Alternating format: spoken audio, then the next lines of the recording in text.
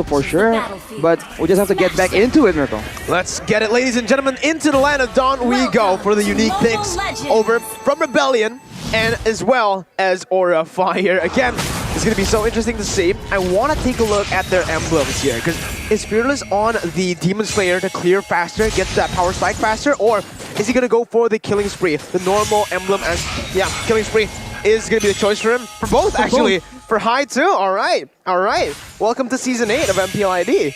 It's literally the same. I love it. I love it. I love it. It makes me sad though, because Yusunshin usually reminds me of Sans.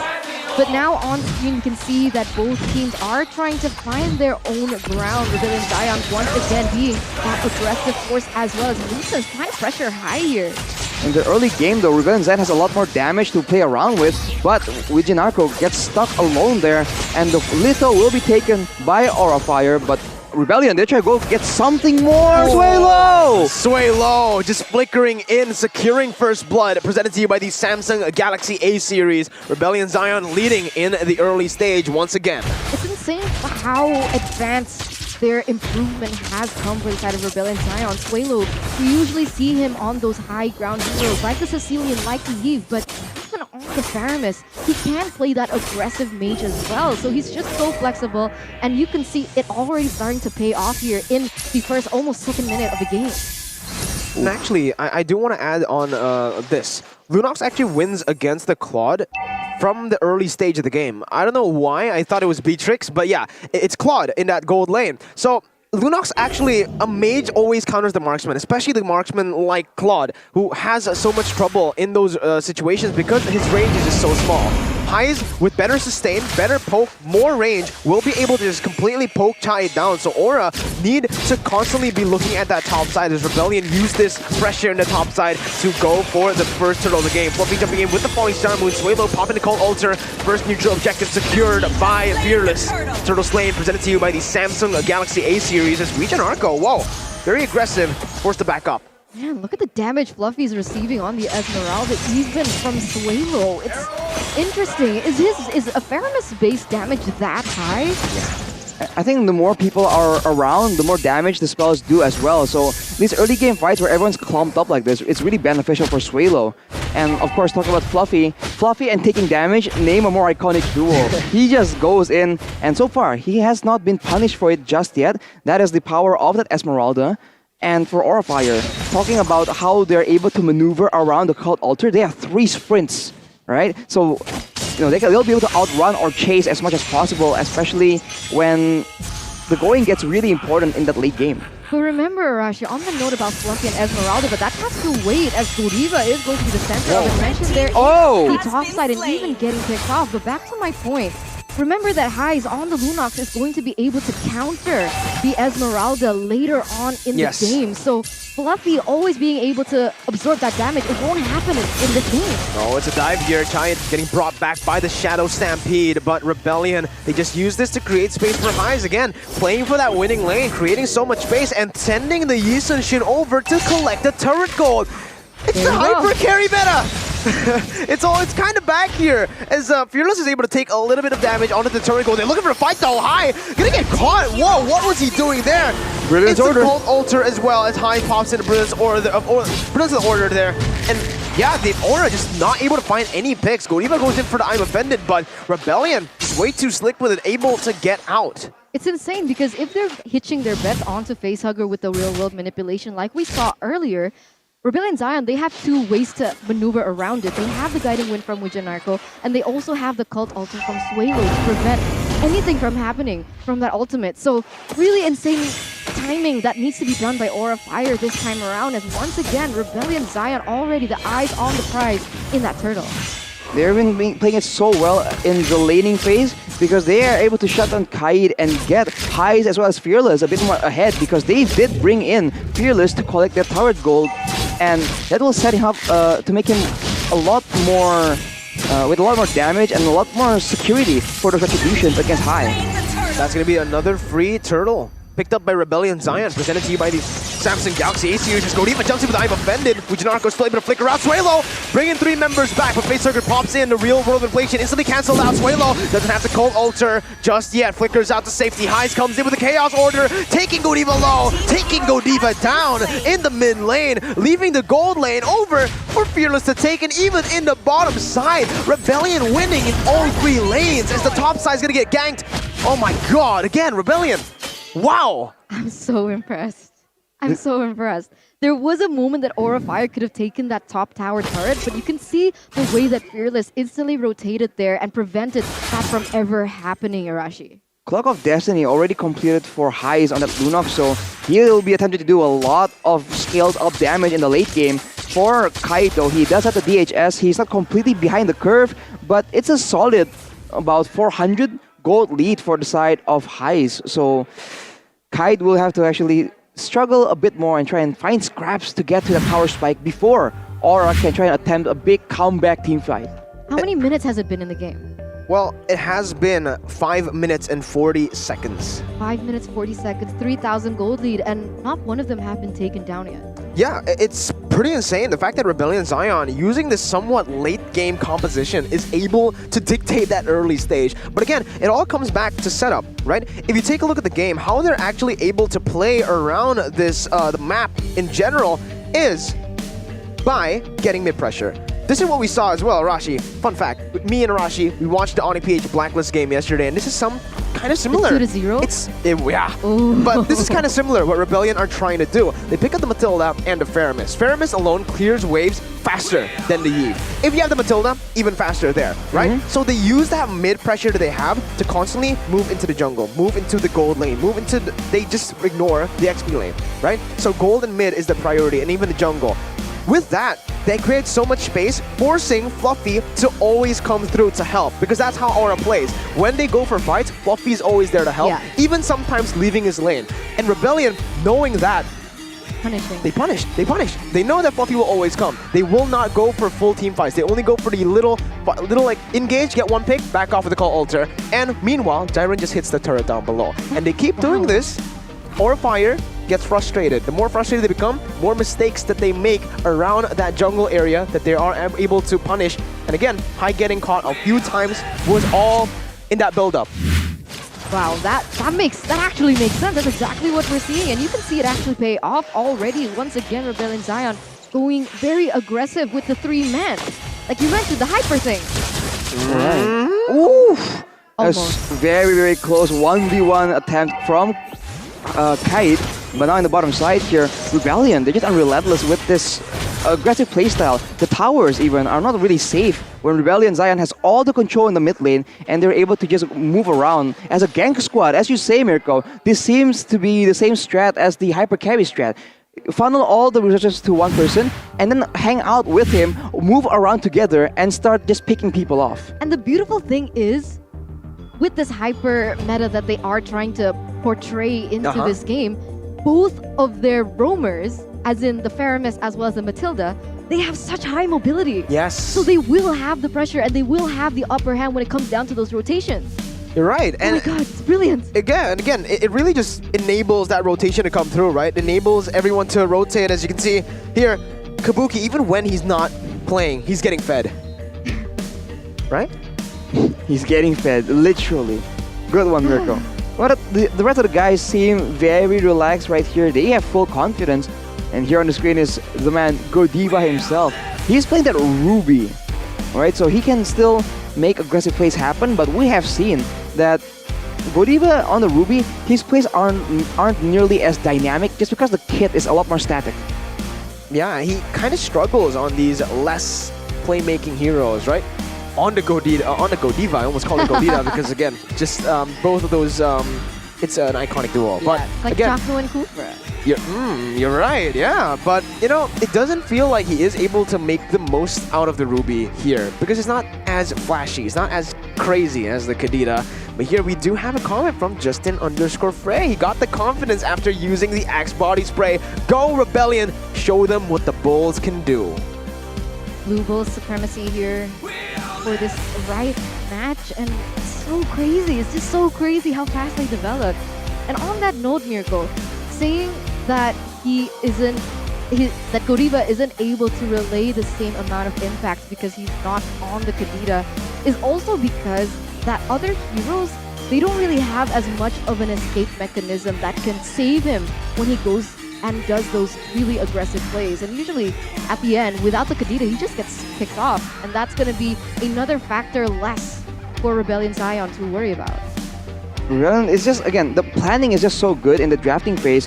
And you gotta give credit, man. We said that Coach Tezed, even one of the members from Aura was also saying that, try and outdraft our coach. So they seem to have a lot of confidence in their flexibility and in their surprise cheese strats. And so far it's been working out. But Rebellion Zion, they just seem to be 200, even 400 IQ. Not just 100 eternal. Oh. What do you mean? 100 is pretty average. Is it? Yeah. Yeah, I know that. We learned that Everyone at knows MSC. that. Yeah. Right, Come so on. Rebellion, Everyone knows that. not 100 IQ at all. It's 200, 400. They just seem to be having all these solutions to the problems that Aura can possibly face before Aura even throws them at Rebellion. Let's see though, again, right? Rebellion, even though in this game it has looked solid, the mistakes that they've made in the past can still come through. The classic Rebellion getting that early stage, absolutely dominating, but losing one fight, making one mistake that all ends up with the enemy team getting the chance to come back in the game. If they play at the level that they're playing right now, constantly into that late stage, it's scary. It's scary. If they are able to keep this form, it's going to be very scary because, again, remember, they're not up against any team. They're up against a second place team in MPL ID currently, or a Fire. Longer, I think. Yeah, if Rebellion wins this game and Evos or Onyx win another, Yeah, Aura will be taken out of that second place. for sure, for sure. That's exactly what I mentioned before this game. There is a huge possibility that Aura Fire might fall down in the standings. But coming back to the composition of Rebellion, I just feel like it's so brilliant. Because they have the upper hand with what you guys mentioned before, with the way that they're able to rotate and the high mobility that the Matilda as well as the Paramis has. And in addition to that, they also have that extra map visibility that the Yustin Shin can also bring to the table. Yeah. So face value here, if Rebellion Zion loses control over the map, then they must have made a huge blunder in perhaps a team fight.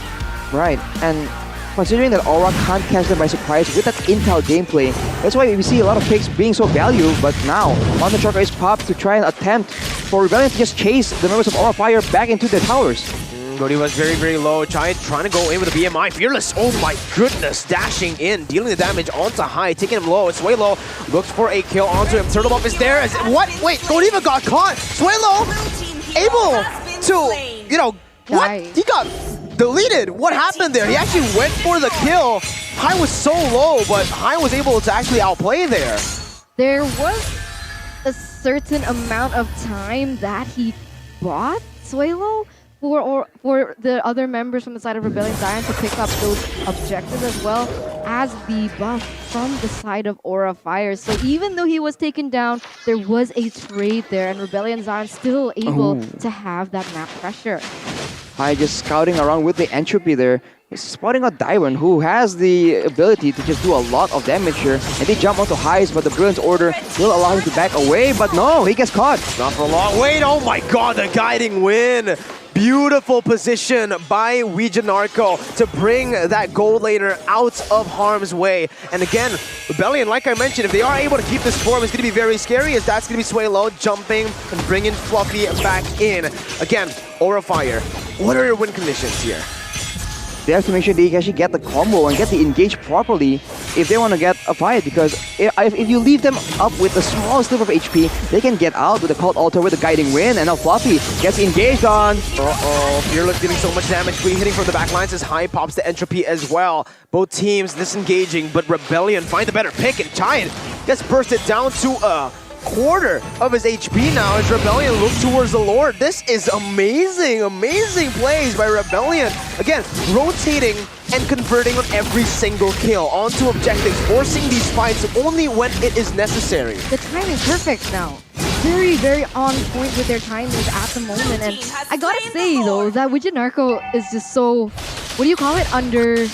Underrated? Underrated. I mean, on the Ruby, even in that previous game, he was making a lot of moments for the side of Rebellion Zion to capitalize on. And even in this game, he's able to do so much as well, using the guiding wind on point. But here we go, Fluffy.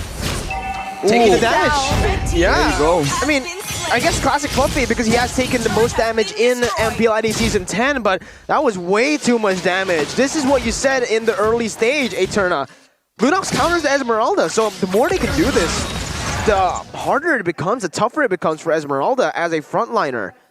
Well, any frontliner will struggle against that Lunox. That's why that pick is so good. It is essentially DPS, but also burst. So it's a lot more dynamic, and now with the waves pushing in, it won't crash at like exactly the same time, but Rebellion Zion, look at the discipline and how they manage the waves out. The members of Aura Fire, they're spread out across 3 different waves, and even then, Sway Low is unrelentlessly pressuring them back into the base. Look at that Mountain Sharker, man. The HP now popped in high, trying to clear out the wave. Whoa! No, Janarko gets baited in all the way under the base turret. Now Janarko still able to dash away. Cold Ultra placed.